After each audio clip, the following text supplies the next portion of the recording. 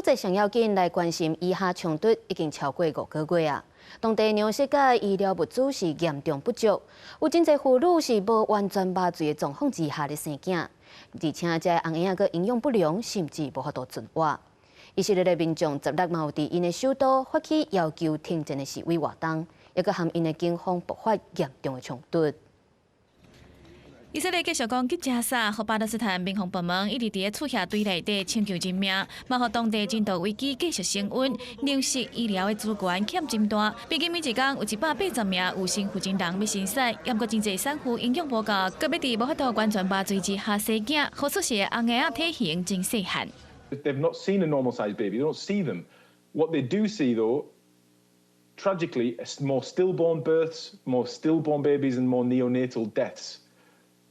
Caused in part by again the malnutrition, dehydration, and the complications. 为了诉求停战、释放人质，以色列数千名的民众伫当地16组织伫首都特拉维夫示威，要求马上重新选举，换掉政府。各项物件甲警方包围起来，烧杀烧拍，一度是爆发严重的警民冲突。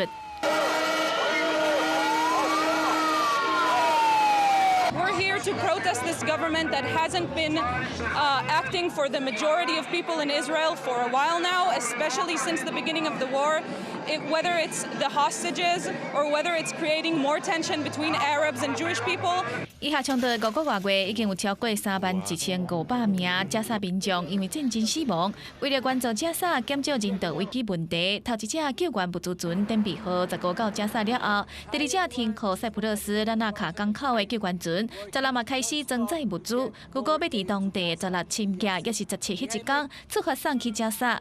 第头一只船如果嘛会转来到塞浦路斯，继续参加送救援物资的工作。公视新闻台是同朋友。